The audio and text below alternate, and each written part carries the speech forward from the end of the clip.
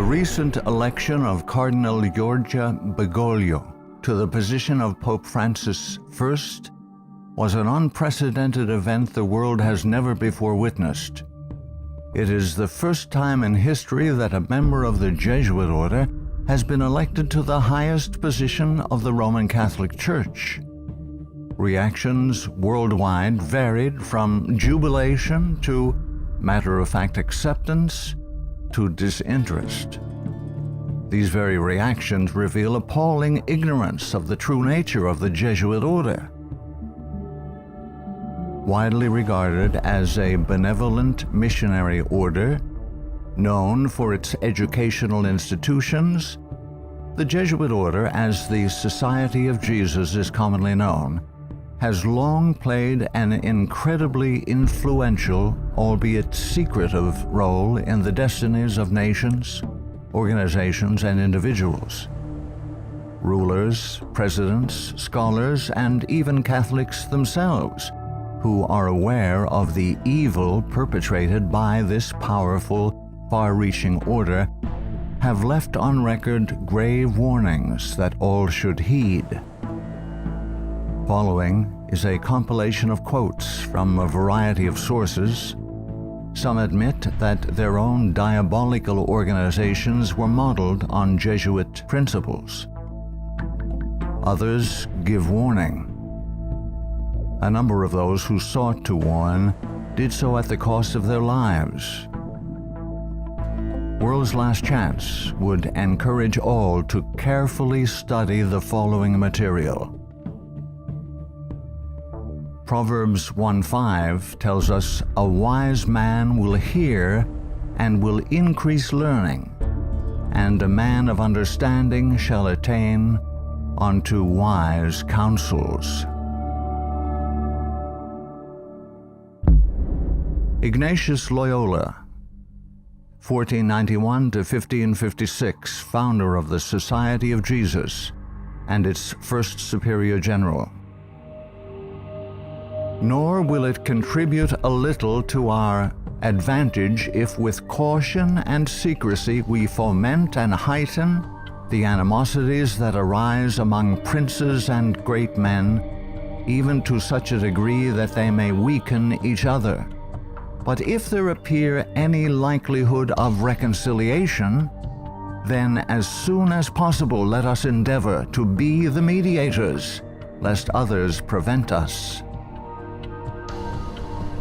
Finally, let all with such artfulness gain the ascendant over princes, noblemen, and the magistrates of every place, that they may be ready at our beck even to sacrifice their nearest relations and most intimate friends when we say it is for our interest and advantage. Let proper methods be used to get knowledge of the animosities that arise among great men, that we may have a finger in reconciling their differences. For by this means we shall gradually become acquainted with their friends and secret affairs, and of necessity engage one of the parties in our interests. Immediately upon the death of any person of post, let them take timely care to get some friend of our society preferred in his room. But this must be cloaked with such cunning and management as to avoid giving the least suspicion of our intending to usurp the prince's authority. Putting aside all private judgment, we should always be ready to accept this principle. I will believe that the white I see is black, if the hierarchical church so defines it. Princes and persons of distinction everywhere must, by all means, be so managed that we may have their ear, and that will easily secure their hearts, by which way of proceeding all persons will become our creatures, and no one will dare to give the society the least disquiet or opposition. Finally, the society must endeavor to effect this at least, that having gotten the favor and authority of princes, those who do not love them at least fear them. Paolo Sarpi, 1552 to 1623, a Venetian patriot, scholar, scientist, and church reformer. They are a public plague and the plague of the world. From the Jesuit colleges there never is sent a pupil obedient to his father, devoted to his country, loyal to his prince. Every species of vice finds its patronage in them. There is no perjury, nor sacrilege, nor parricide, nor incest, nor rapine, nor fraud, nor treason which cannot be masked as meritorious beneath the mantle of their dispensation. Muccio Vitelleschi, 1562 to 1645, 6th Superior General of the Society of Jesus. When sovereigns require a Jesuit's opinion on any subject, the Jesuit in question is to report the matter to his superior, who is to lay it before several Jesuits for discussion. The resolution formed after this consultation is supplied to the Jesuit, who has been consulted by the sovereign. Priest Antoine Arnaud, 1612 to 1694. Do you wish to excite troubles, to provoke revolution, to produce the total ruin of your country? Call in the Jesuits and build magnificent colleges for these hot-headed religionists. Suffer those audacious priests in their dictatorial and dogmatic tone to decide on affairs of state. Michelangelo Tamburini, 1648 to 1730, 14th Superior General of the Society of Jesus. See, sir, from this chamber I govern not only to Paris, but to China, not only to China, but to all the world, without anyone to know how I do it. Pope Clement XIV, 1705 to 1774. Following are Pope Clement XIV's words upon signing the bull of suppression and extinction of the Jesuits. A bull is the strongest legal document a pope can issue. The suppression is accomplished. I do not repent of it, having only resolved on it after examining and weighing everything, and because I thought it necessary for the Church. If it were not done, I would do it now. But this suppression will be my death. Pope Clement XIV knew the Jesuits very well and expected to die at their hands. He was correct. He was poisoned.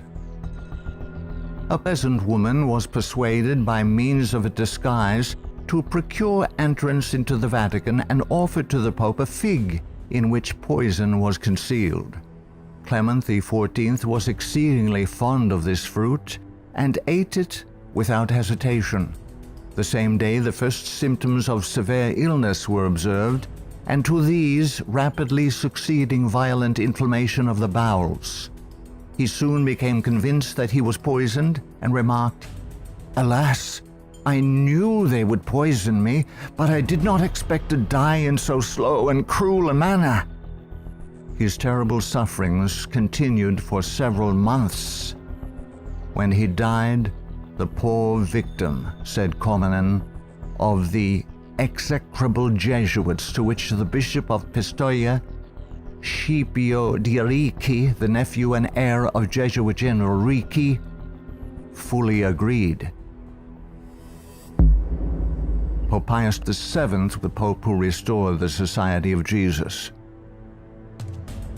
Soon after Pope Pius VII was released from Napoleon's prison in 1814, he quickly restored the Society of Jesus with the papal bull Solicitudo Omnium Ecclesiarum. If any should again attempt to abolish it, the Society of Jesus, he would incur the indignation of Almighty God and of the holy apostles Peter and Paul. John Adams, 1735-1826, second President of the United States of America. In 1816, John Adams wrote to Thomas Jefferson, third President of the United States, regarding the restoration of the Society of Jesus.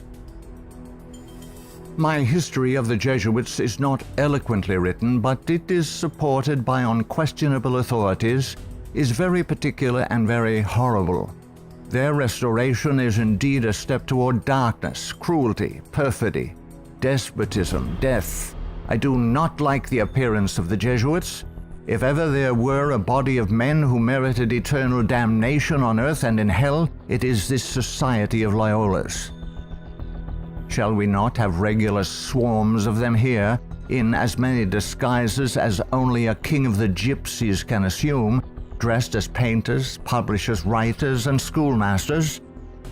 If ever there was a body of men who merited eternal damnation on earth and in hell, it is this Society of Loyolas. We are compelled by our system to offer them asylum. Napoleon Bonaparte, 1769 to 1821, Emperor of the French.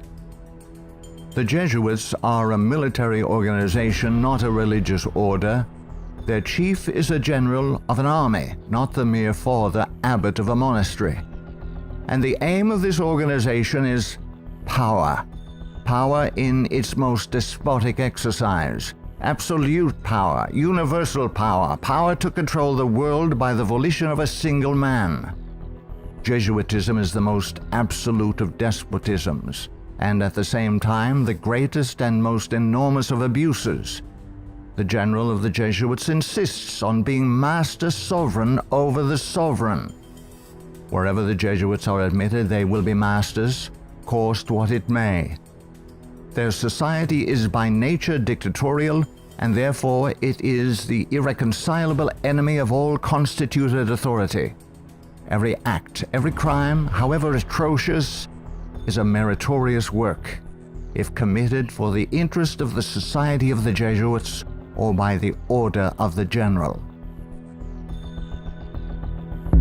Adam Weishaupt, 1748 to 1830, a Jesuit German philosopher and founder of the Order of the Illuminati. The degree of power to which the representatives of the Society of Jesus had been able to attain in Bavaria was all but absolute. Members of the order were the confessors and preceptors of the electors, hence they had a direct influence upon the policies of government. The censorship of religion had fallen into their eager hands, to the extent that some of the parishes even were compelled to recognize their authority and power. To exterminate all Protestant influence and to render the Catholic establishment complete, they had taken possession of the instruments of public education. It was by Jesuits that the majority of the Bavarian colleges were founded, and by them they were controlled. By them also the secondary schools of the country were conducted. The Marquis de Lafayette, 1757 to 1834, a French statesman and general.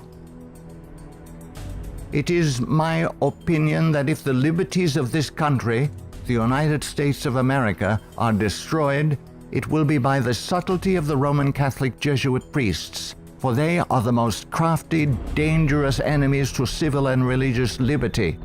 They have instigated most of the wars of Europe.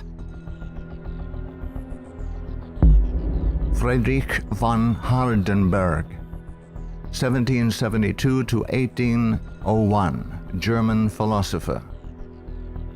Never before in the course of the world's history had such a society, that is, the Jesuit order, appeared. The old Roman Senate itself did not lay schemes for world domination with greater certainty of success. André-Marie Jean-Jacques Dupin, 1783 to 1865, a French statesman. The Jesuits are a naked sword whose hilt is at Rome, but its blade is everywhere, invisible until its stroke is felt. Samuel Morse, 1791 to 1872, American inventor of the telegraph. They are Jesuits. This society of men, after exerting their tyranny for upwards of 200 years, at length became so formidable to the world, threatening the entire subversion of all social order, that even the Pope, whose devoted subjects they are, and must be, by the vow of their society, was compelled to dissolve them. They had not been suppressed, however, for 50 years before the waning influence of popery and despotism required their useful labors to resist the light of democratic liberty, and the Pope, Pius VII, simultaneously with the formation of the Holy Alliance, revived the order of the Jesuits in all their aureory. From their vow of unqualified submission to the sovereign pontiff, they have been appropriately called the Pope's bodyguard. And do Americans need to be told what Jesuits are? They are a secret society, a sort of Masonic order, with super-added features of revolting odiousness, and 1,000 times more dangerous. They are not merely priests or of one religious creed. They are merchants and lawyers and editors and men of any profession having no outward badge in this country by which to be recognized. They are about in all your society. They can assume any character, that of angels of light or ministers of darkness, to accomplish their one great end, the service upon which they are sent, whatever that service may be. They are all educated men, prepared and sworn to start at any moment and in any direction, and for any service, commanded by the general of their order, bound to no family, community, or country by the ordinary ties which bind men, and sold for life to the cause of the Roman pontiff. And who are these agents? They are for the most part Jesuits, an ecclesiastical order proverbial through the world for cunning, duplicity, and total want of moral principle, an order so skilled in all the arts of deception that even in Catholic countries, in Italy itself, it became intolerable and the people required its suppression.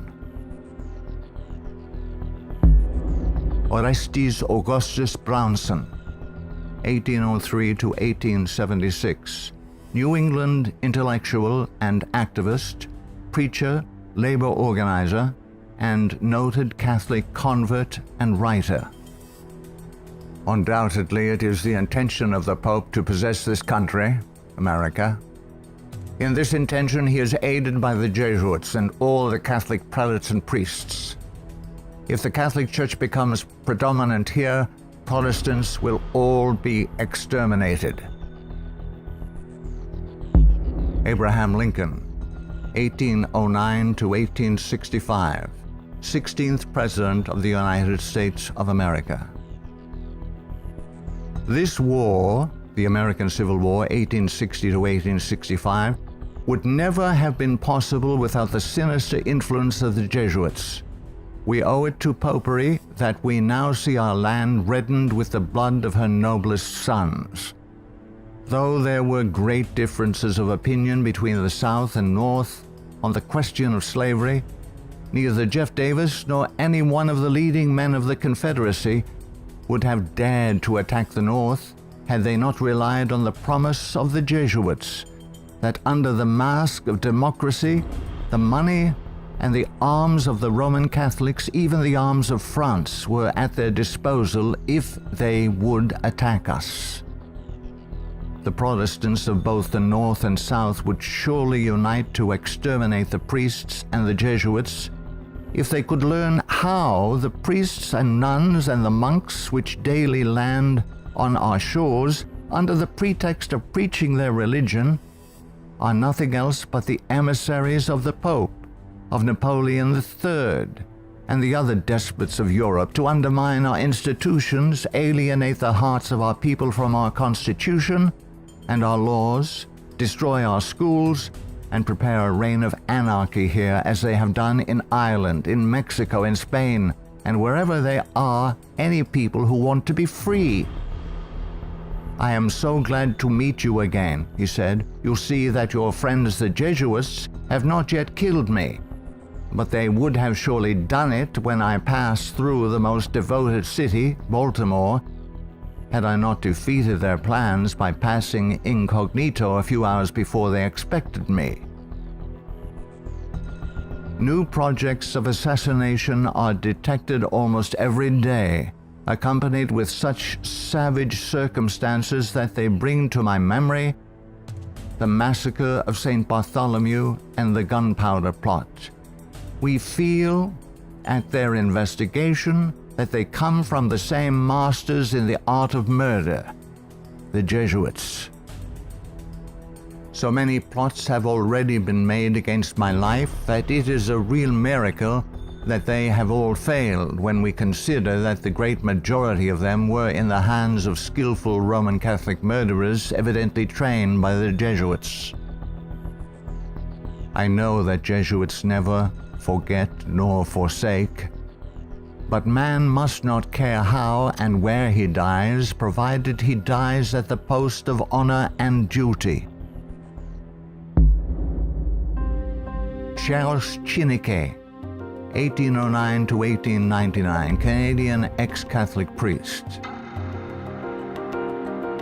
From that the Catholic priests with the most admirable ability and success have gathered their Irish legions into the great cities of the United States, and the American people must be very blind indeed if they do not see that if they do nothing to prevent it, the day is very near when the Jesuits will rule their country, from the magnificent White House at Washington to the humblest civil and military department of this vast republic. Brigadier General Thomas M. Harris, 1817 to 1906, physician and Union General during the Civil War.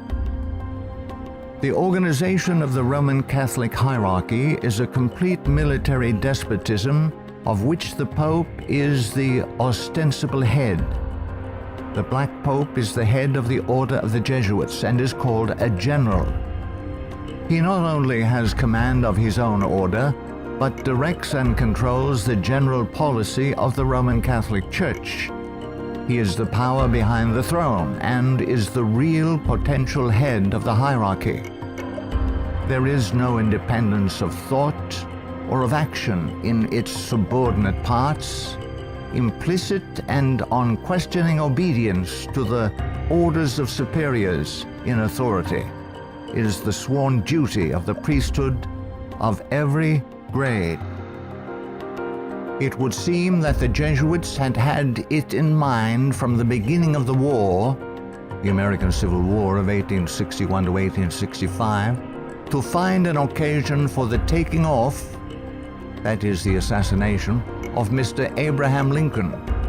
The favorite policy of the Jesuits is that of assassination. Fyodor Dostoevsky, 1821 to 1881, famous Russian novelist.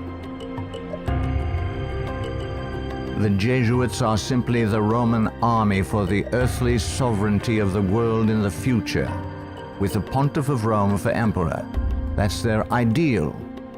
It's simple lust of power, of filthy earthly gain, of domination, something like a universal serfdom with them as masters. That's all they stand for. They don't even believe in God, perhaps. Margaret F. Cusick, 1829 to 1899, converted nun of Kenmare. The great idea of the Jesuit has always been a universal spiritual and temporal monarchy in which the Jesuit should reign supreme. England has always been the place desired for the base of operations necessary for this end. Hence the blood, the tears shed, and the schemes undertaken in this country by the Jesuit. He has by no means ended his efforts for the subjugation of the world to Rome through England. When the Jesuit is expelled from one place, he is not slow to find another. France may reject him, not without cause, but England opens her arms to him. Catholic Italy may deprive him of the glories of his once famous home in the Gesù, but America opens her doors to him. He is the wandering Jew of the Romish Church. He is followed by the execrations of those by whom he was once beloved until they discovered his iniquities. Charles Haydn Spurgeon, 1834 to 1892, British, particular Baptist preacher known as the Prince of Preachers. Our ancient enemies have small belief in our common sense if they imagine that we shall ever be able to trust them, after having so often beheld the depths of Jesuitical cunning and duplicity. The sooner we let certain archbishops and cardinals know that we are aware of their designs and will in nothing cooperate with them, the better for us and our country. Of course, we shall be howled at as bigots, but we can afford to smile at that cry when it comes from the church which invented the Inquisition. No peace with Rome is the motto of reason as well as of religion. Richard W. Thompson, 1809 to 1900, Secretary of the Navy, United States of America. The Jesuits are the deadly enemies of civil and religious liberty. The Jesuit general occupies the place of God and must be obeyed, howsoever the peace and welfare of the multitude may be imperiled or the nations be convulsed from center to circumference. The society of Jesuits must obtain the mastery, even if general anarchy shall prevail, or all the world besides be covered with the fragments of a universal wreck. The sovereigns of the Holy Alliance had massed large armies and soon entered into a pledge to devote them to the suppression of all uprisings of the people in favor of free government. And he, Pius VII, desired to devote the Jesuits, supported by his pontifical power, to the accomplishment of that end. He knew how faithfully they would apply themselves to that work, and hence he counseled them in his decree of restoration to strictly observe the useful advices and salutary counsels whereby Loyola had made absolution the cornerstone of the society. Luigi de Sanctis, 19th century ex-official censor of the Inquisition. All these things caused the Father General of the Jesuits to be feared by the Pope and sovereigns. A sovereign who is not there, the Jesuits' friend, will sooner or later experience their vengeance. At what then do the Jesuits aim? According to them, they only seek the greater glory of God. But if you examine the facts, you will find that they aim at universal dominion alone. They have rendered themselves indispensable to the Pope, who without them could not exist, because Catholicism is identified with them. They have rendered themselves indispensable to governors and hold revolutions in their hands. And in this way, either under one name or another, it is they who rule the world. He who thinks he knows the Jesuits by having read all the books that were written in the past century, the 18th century, to unmask them would be grossly deceived. The Jesuitism of that day was an open war against the gospel and society.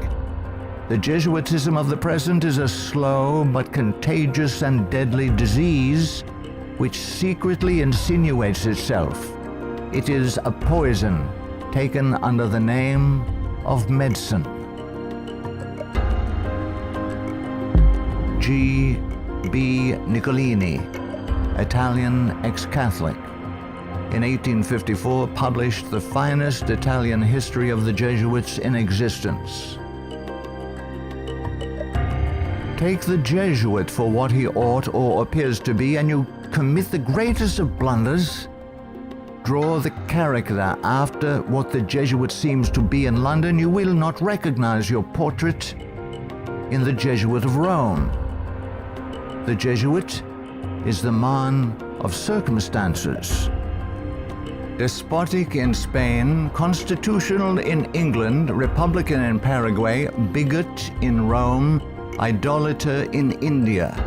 He shall assume and act out in his own person, with admirable flexibility, all those different features by which men are usually to be distinguished from each other. He will accompany the gay women of the world to the theater and will share in the excesses of the debauchee. With solemn countenance he will take his place by the side of the religious man at church, and he will revel in the tavern with the glutton and the sot. He dresses in all garbs, speaks all languages, knows all customs, is present everywhere, though nowhere recognized, and all this, it should seem, O monstrous blasphemy, for the greater glory of God, ad majorum Dei gloriam. The members of the society are divided into 4 classes: the professed, coadjutors, scholars, and novices.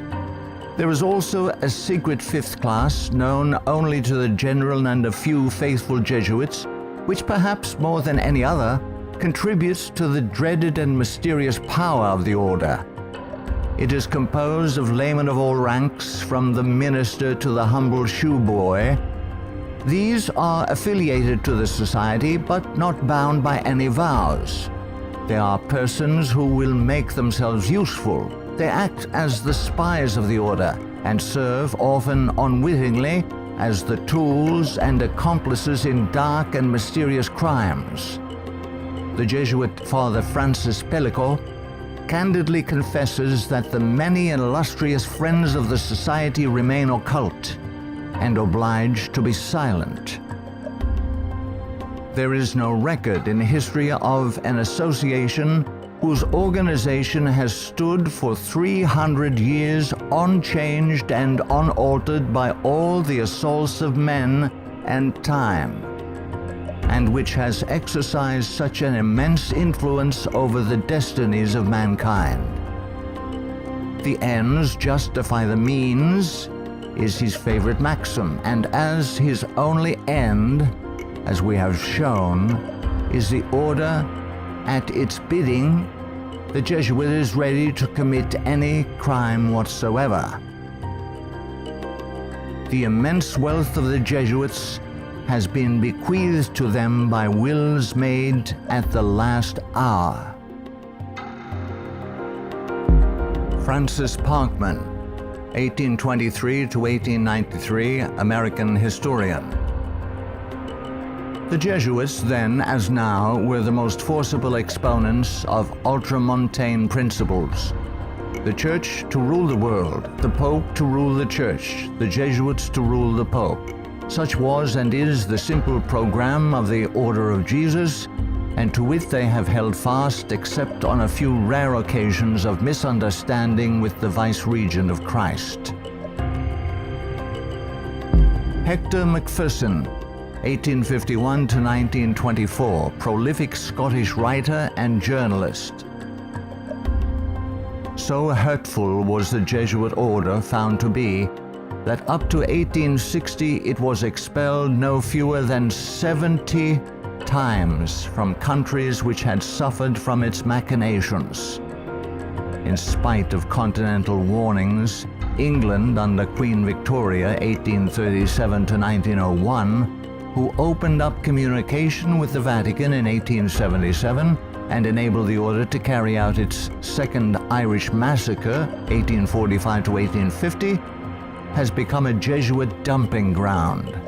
Those whom other countries have found from sad experience to be enemies, Britain allows to land on her shores and to carry on, unmolested, their work of iniquity.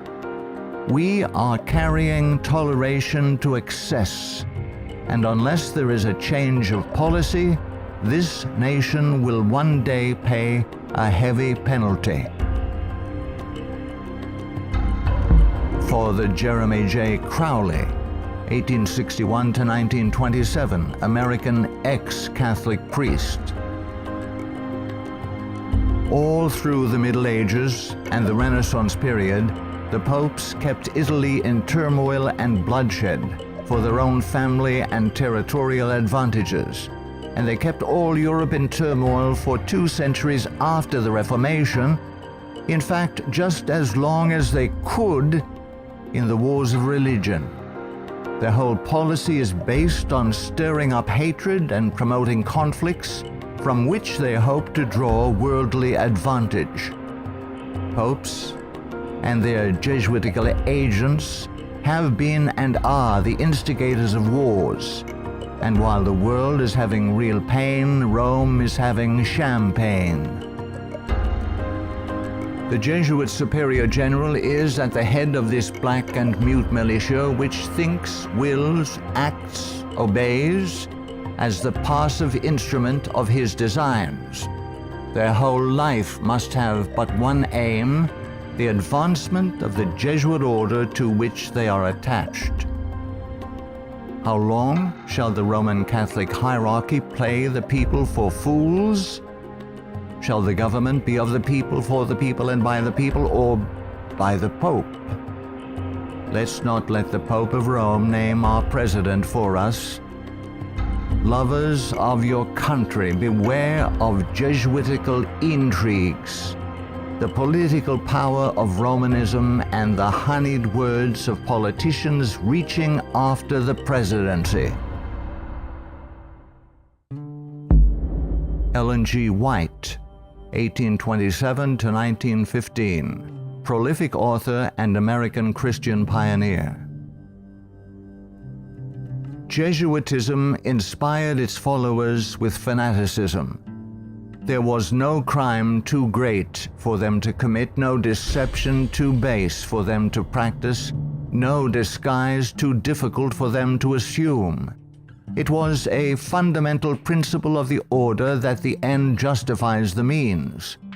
By this code, lying, theft, perjury, assassination were not only pardonable but commendable when they serve the interests of the Church. Under various disguises, the Jesuits worked their way into offices of state, climbing up to be the counselors of kings and shaping the policy of nations. Edmund Ronan, 1832 to 1911, former Freemason who served as both secretary and master of Keystone Lodge. The religion of Masonry is a system of absolute despotism, and like that of Rome, demands a blind, unquestioning obedience to all its laws, rules, and edicts, whether right or wrong. What a singular commentary on the indifference, the subserviency, or the cowardice of society, that an institution professedly organized by such cunning knaves, the Jesuits, and for such base purposes, and which has been sustained by fraud, falsehood and deception from the commencement of its career to the present time should be permitted today to dictate to, if not virtually to rule the nation, and to create such a dread in communities that even some of the ministers of Christian denominations who detest its vile philosophy and who would like to see it swept from the face of the earth are absolutely afraid to mention its name, either in the pulpit, the prayer meeting, or the Sabbath school, lest its secret vendetta vengeance might, in some concealed manner, be wreaked upon them. Adolf Hitler, 1889 to 1945, Austrian-born German politician and the leader of the Nazi Party. I have learned most of all from the Jesuit order. So far, there has been nothing more imposing on earth than the hierarchical organization of the Catholic Church. A good part of that organization I have transported direct to my own party. The Catholic Church must be held up as an example. I will tell you a secret. I am founding an order. In Himmler, I see our Ignatius de Loyola. Walter Friedrich Schellenberg, 1910 to 1952, German SS Brigadier Führer, who rose through the ranks of the SS to become the head of foreign intelligence. The SS had been organized by Himmler according to the principles of the Jesuit order. The rules of service and spiritual exercises prescribed by Ignatius de Loyola constituted a model which Himmler strove carefully to copy. Absolute obedience was the supreme rule. Every order had to be executed without comment. Avro Manhattan, 1914 to 1990, a writer and philosopher. The Jesuits are one of the largest stockholders in the American Steel Company, Republic, and National. They are also among the most important owners of the four greatest aircraft manufacturing companies in the U.S., Boeing, Lockheed, Douglas, and Curtiss-Wright. No political event or circumstance can be evaluated without the knowledge of the Vatican's part in it, and no significant world situation exists in which the Vatican does not play an important explicit or implicit role. Alberto Rivera, 1935 to 1997, ex-Jesuit. The higher I went in the Jesuit order, the more corruption I saw within the institution. I was invited to attend a secret black mass by high-ranking Jesuits, including Superior General Pedro Arrupe, in a monastery in the northern part of Spain. When I knelt to kiss the ring of a high official, I saw a symbol on that ring that made my blood run cold. It was a Masonic symbol, the compass and the square. A thing I hated, and I had been told to fight against it. I found out the Jesuit general was also a Mason and a member of the Communist Party in Spain. Frederick Tupper Southey III, 1936 to 2007, American composer, musician, author, and artist. The Roman Inquisition had been administered since 1542 by the Jesuits. Edmund Paris, 1894 to 1970, author of The Secret History of the Jesuits. The public is practically unaware of the overwhelming responsibility carried by the Vatican and its Jesuits in the starting of the two world wars, a situation which may be explained in part by the gigantic finances at the disposition of the Vatican and its Jesuits, giving them power in so many spheres, especially since the last conflict. The Jesuits are a secret society, a sort of Masonic order, with super-added features of revolting odiousness and 1,000 times more dangerous. The Führer had come to power thanks to the votes of the Catholic Zentrum, Central Party overseen by Jesuit Ludwig Kass, only 5 years before, 1933. But most of the objectives cynically revealed in Mein Kampf were already realized. This book was written by the Jesuit-controlled Father Bernhard Stempfler and signed by Hitler. For it was the Society of Jesus which perfected the famous Pan-German program as laid out in this book, and the Führer endorsed it. Nino Lobello, 1922 to 1997, American author and journalist, specialized in writing about the Vatican. The Pope's confessor, an ordinary priest, must be a Jesuit. He must visit the Vatican once a week at a fixed time, and he alone may absolve the Pope of his sins. Michael Bunker, American writer, historian, theologian. There is a conspiracy against Christendom, but who are Satan's agents in this conspiracy? The agents are the Jesuits. Even though the Jesuits exude vast influence and control in the areas of theology, education, recorded history, and current media, I am still perplexed that virtually no literature exists exposing the Jesuits' influence on mainline Protestantism. In this work, the author uncovers forgotten history regarding the cooperative salvation theology of the Jesuits. From Cain to Charles G. Finney, this book proves that modern Protestantism has abandoned the doctrines of grace and embraced the satanic doctrines of cooperative salvation. Eric John Phelps, 1953, still living, author and protagonist in the truth-seeking movement in the United States.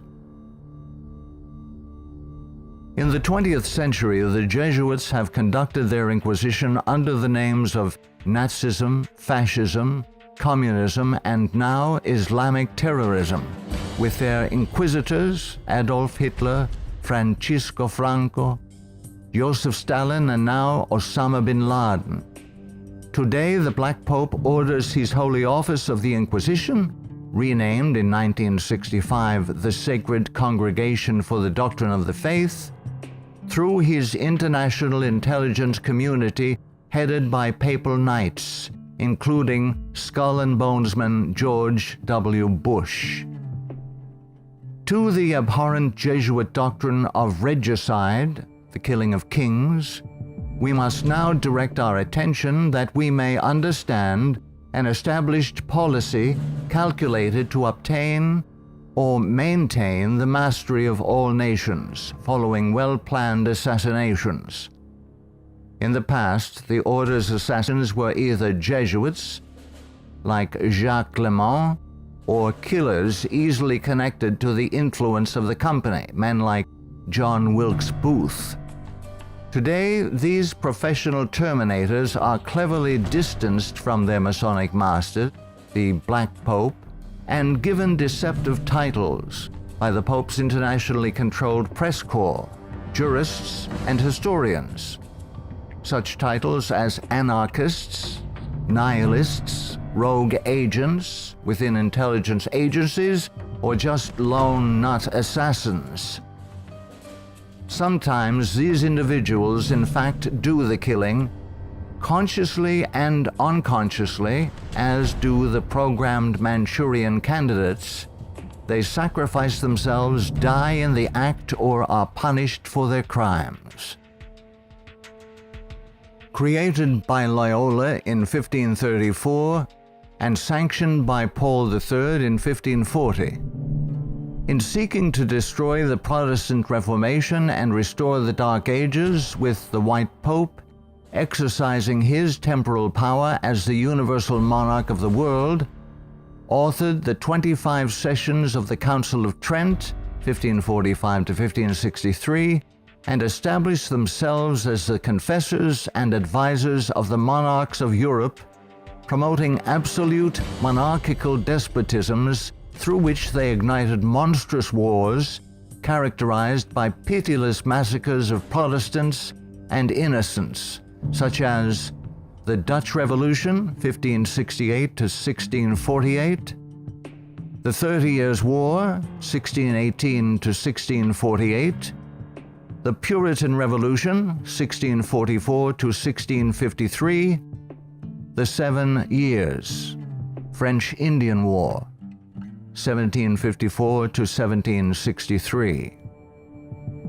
While oppressing and weakening the peoples of the nations and the Semitic Hebrew Jewish race with the Holy Office of the Inquisition, aided by the Knights of Malta and later Scottish Rite Freemasonry from 1540 to 1773, we as God's people in 14th Amendment America have received the Lord Jesus Christ as our personal Savior according to His blessed gospel set forth in His infallible Holy Scriptures. The authorized King James Version of 1611 must repent of our personal and national sins. Then we must forsake them.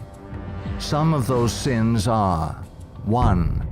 Permitting the army of the Black Pope, the company of the Society of Jesus, to exist, mightily prosper, and absolutely control the government of the United States through its Council on Foreign Relations within our borders. 2. Believing the Jesuit-controlled American press, which has continually lied and deceived us throughout the 20th century. 3. Permitting the Jesuits' Federal Reserve banking system and United Nations to exist within our borders, as these two bodies have successfully destroyed popular liberty, liberalism, and the national sovereignty of every nation in the world pursuant to the purposes of the Jesuits' Holy Alliance. 4. Waiving our Fourth and Fifth Amendment rights secured by the declaratory and restrictive clauses of the Bill of Rights at the insistence of the Baptists of Virginia, and so dearly paid for with torrents of blood by our Protestant forefathers, through filing our confessions every April 15th, paying the heavy and progressive communist income tax, thereby financing a multitude of sins. 5. Permitting the drafting, vaccinating, and sending of our sons abroad to fight the Pope's foreign wars, such as the war in Vietnam and the recent wars in Serbia, Iraq, and now Afghanistan, resulting in the further destruction of American liberals and foreign heretics so condemned by the Jesuits' Council of Trent. 6. Permitting the Jesuits in control of the government of the American Empire to use our military and financial might to enthrone dictators around the world whose first allegiance is to Rome, thereby restoring the temporal power of the Jesuits, infallible Pope, returning the world to the Dark Ages. 7. Consenting to the Jesuits' Supreme Court decisions in removing the Protestant Bible and prayer from the bulwark of American liberty so hated by the Jesuits, the public school system. 8. Consenting to the immigration of millions of Roman Catholics and pagan persons of color whose loyalty to the Pope or their own race, religion, and nationality is greater than their loyalty to our Protestant Constitution and Republican form of government, thereby creating a multitude of agitations justifying more centralization of power in Washington, D.C., and through amalgamation, the Africanization of the American white Celtic Anglo-Saxon race being historically the greatest enemy of the Jesuit order, especially its Bible-believing Protestants and Baptists, as intended by the Company of Jesus pursuant to its Jesuit oath. 9.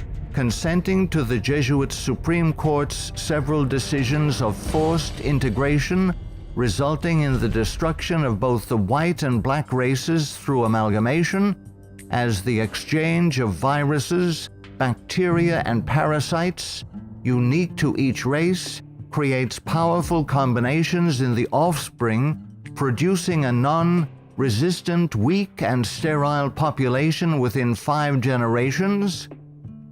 10. Consenting to the Jesuit Supreme Court's decision of legalized abortion, resulting in the mass murder of unborn babies, polluting the land with innocent blood, ultimately collapsing the Ponzi scheme called the Social Security system, justifying mass murder of the elderly by the coming fascist dictator, provoking the Lord against us to consume us until there be no remnant nor escaping in the land by means of a massive military invasion composed of a coalition of nations, cleansing the land with the blood of unrepentant and unforgiven American murderers.